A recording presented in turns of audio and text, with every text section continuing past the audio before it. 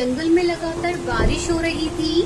हे भगवान, पता नहीं ये बारिश कब रुकेगी। पूरे घोंसले में बारिश का पानी टपक रहा है।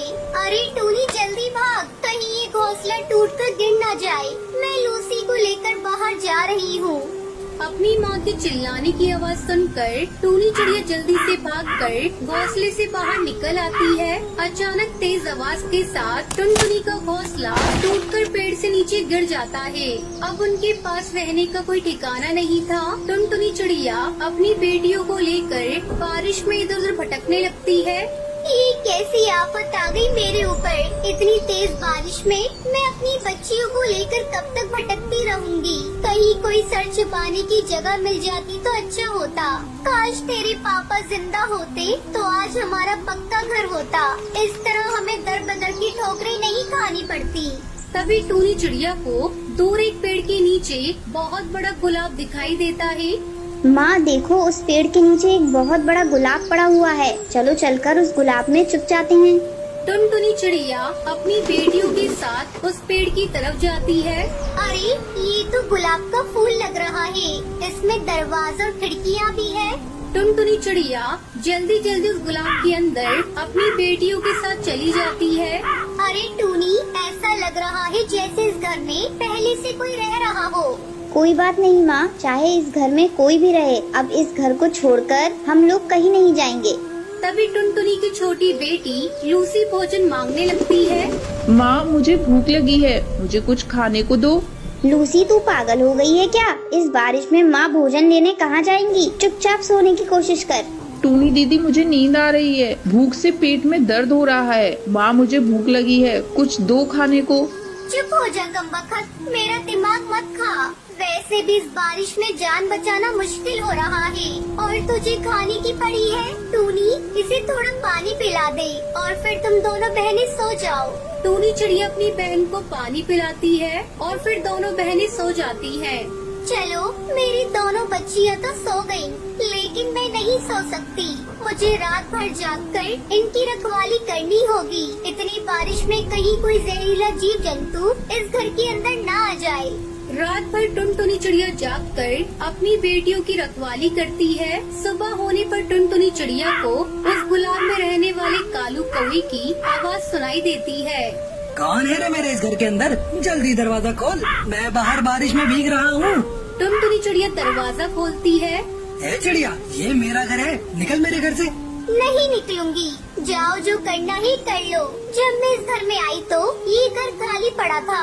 मैं कल भोजन लेने गया था और तेज बारिश होने लगी, इसीलिए मैं नहीं आ पाया। चलो अब जल्दी निकलो यहाँ से। अंकल, हम लोगों को यहाँ से मत निकालिए। हम लोग कहाँ जाएंगे? बारिश में हमारा घोंसला टूट गया है। मूर्ख चिड़िया, तुझे एक बार में समझ नहीं आता? मैं बोल रहा हूँ ना, ये मेरा घर है और मैं यहाँ किसी को रहने नहीं दे सकता। कालू भैया, मैं आपसे विनती करती हूँ, मुझे और मेरी बेटियों को इस घर से बाहर मत निकालिए। जैसे ही बारिश रुकेगी हम लोग यहाँ से चले जाएंगे। थोड़ी देर बाद बारिश रुक जाती है और टुनटुनी चिड़िया अपनी बेटियों को लेकर जाने लगती है। तभी कालू कौवा टुनटुनी चिड़िया से कहता है, तुम्हें कहीं जाने की जरूरत नहीं। तुम्हारा भाई इतना निर्दयी नहीं है जो तुम लोगों को इस घर से बाहर निकाल दे। अब से हम लोग साथ साथ रहेंगे। ये लो, मैं कुछ भोजन लेकर आया हूँ, खुद भी खा लो और बेटियों को भी खिला दो। कालू कौवा टुनटुनी चिड़िया को अपनी बहन बना लेता है और फिर सभी उस गुलाब के घर में खुशी खुशी रहने लगते हैं।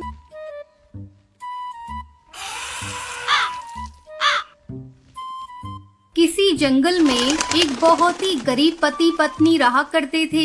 एक दिन टुनटुनी टुन्नू से कहती है, टुन्नू जी, लगता है इस बार अपने घोंसले की मरम्मत करवानी होगी।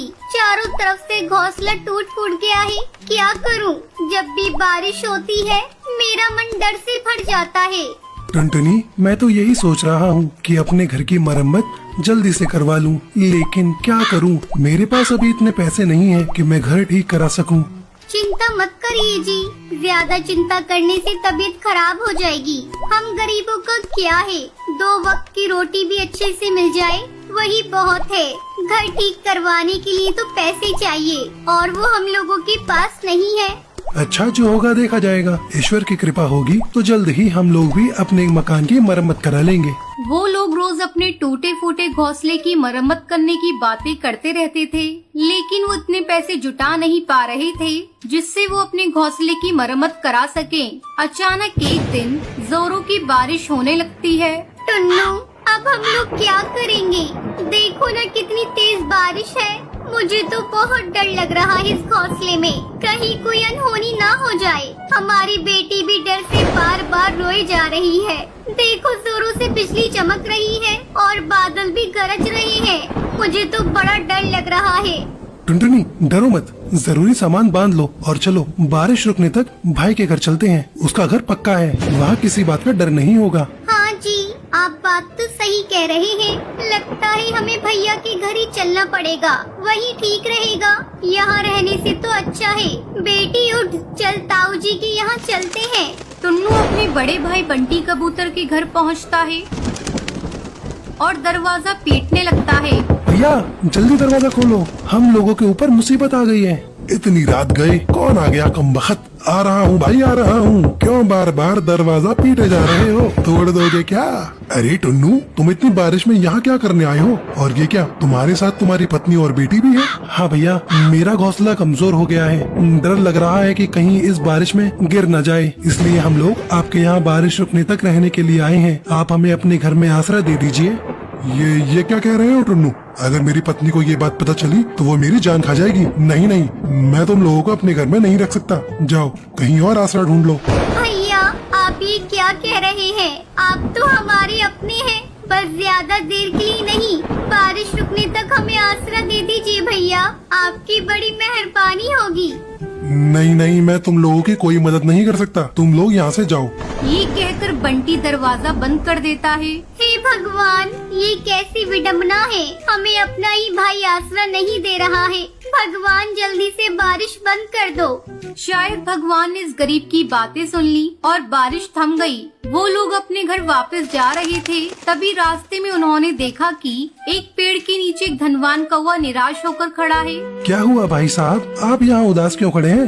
हाँ हाँ भाई साहब, क्या हुआ? क्या बताऊं, मेरी हवाई मोटर कीचड़ में धंस गई है और बंद हो गई है। अगर एक रात के लिए मुझे आसरा मिल जाता तो मैं कल इसे अपने नौकर को बुलाकर ठीक करा लूंगा। अगर ऐसी बात है साहब तो मेरे घर चलिए, लेकिन मेरा घर टूटा फूटा है। अगर आपको ठीक लगे तो आप एक रात गुजार लीजिएगा। अरे बहन, आप कैसी बातें करती हैं? घर टूटा फूटा हो या पक्का हो, आप मुझे अपने घर में आसरा दे रही हैं, यही बहुत बड़ी बात है। और आपसे तो मेरी जान पहचान भी नहीं है। ये कहकर फिर वो सभी टुनटुनी के घर की तरफ उड़ जाते हैं और कड़कनाथ सेठ एक रात टुनटुनी के घर गुजारता है और अगले दिन जाते समय वो कौवा टुन्नू को अपना कार्ड देता है। ये लो मेरा कार्ड, मेरी बहुत बड़ी फैक्ट्री है। मैं आपको वहाँ पर मैनेजर की नौकरी देता हूँ। आप जैसे नेक और ईमानदार पक्षी कम ही देखने को मिलते हैं। जितनी जल्दी हो सके आप आकर वहाँ पर काम संभाल लीजिए, मैं आपका इंतजार करूँगा। टुन्नू ये बात सुनकर खुश हो जाता है और 1-2 दिन के अंदर ही टुन्नू शहर जाकर सेठ की फैक्ट्री जाता है। टुन्नू, ये लो तुम्हारे नए घर की चाबी। फैक्ट्री के पास के पेड़ पर मैंने तुम्हारा नया घोंसला बनवा दिया है, तुम आज से वहीं रहोगे। और हाँ, अपनी पत्नी को भी यहीं बुला लो। ये खबर जब टुनटुनी को पता चलती है तो वो अपनी बेटी को लेकर शहर आती है और वो सभी खुशी खुशी रहने लगते हैं।